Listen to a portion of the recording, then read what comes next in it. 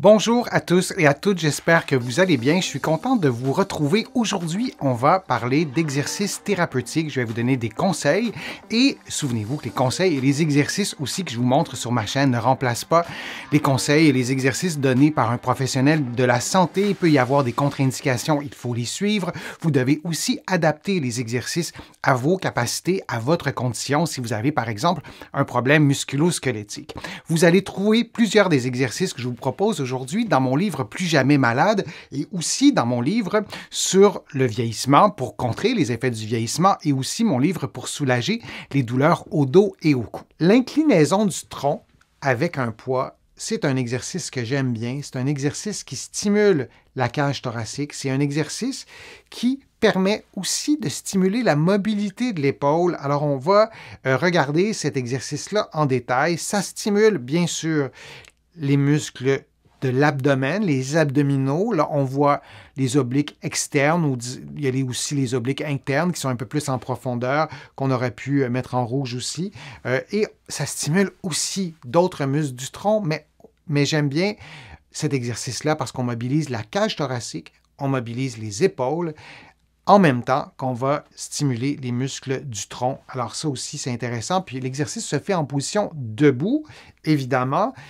On ne veut pas seulement faire des exercices en position assise ou seulement faire des exercices au sol. On veut avoir une diversité de positions dans un programme d'exercice et ça, c'est un exercice qui se fait debout. On va avoir un bon alignement entre la tête et les épaules. J'aime bien l'idée de mettre la main derrière la tête ou derrière la nuque. Ça mobilise l'épaule quand on fera l'inclinaison. On aura une mobilisation plus grande de la cage thoracique. Donc moi, je vous invite à faire l'exercice de cette façon-là et on va y revenir dans 2 petites secondes, mais l'exercice ressemble à ça et je vais commenter l'exercice un peu plus en détail.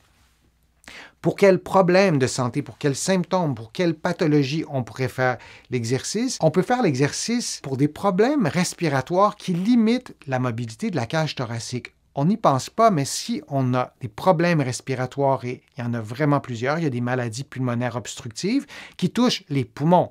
Ça ne touche pas directement la cage thoracique, mais la cage thoracique et la mobilité de la cage thoracique favorisent la mobilité pulmonaire.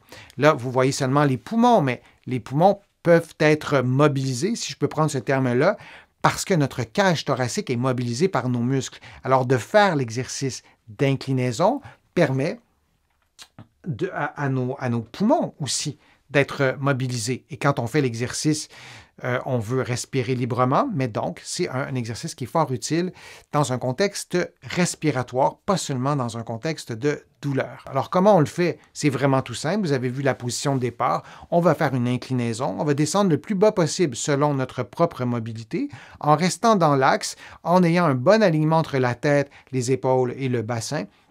Et on va revenir à la position neutre. On pourrait aussi aller un petit peu plus loin, puis aller incliner de l'autre côté dans un seul et même mouvement. Et on répète le mouvement. On peut faire une dizaine de répétitions et faire 3 séries.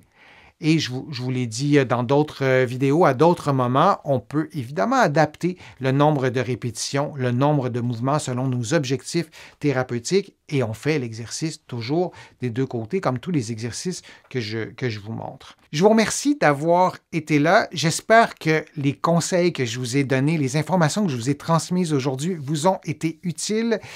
Je vous remercie de faire une contribution à ma chaîne. Vous êtes plusieurs à le faire et je vous remercie et considérez ces remerciements comme personnels. Ça m'aide beaucoup à pouvoir vous produire de plus en plus de contenu et c'est ma résolution de cette année de vous en présenter encore plus régulièrement pour répondre à vos besoins, répondre à vos questions que vous me posez sur les fils de discussion. Je les lis toutes, vos questions, et j'y réponds individuellement quand c'est possible. Sinon, je le fais dans des vidéos. Vous allez trouver beaucoup d'informations sur mon site web, le www.denisfortier.ca. Vous allez aussi trouver beaucoup d'informations dans mes livres, notamment mon livre Plus jamais malade, mon livre sur le vieillissement, mon livre sur les douleurs au dos. Il y en a d'autres, vous les connaissez. Et en visitant mon site web, le www.denisfortier.ca, vous allez pouvoir aussi vous abonner gratuitement à mon infolettre, au courriel thématique et garder contact avec moi.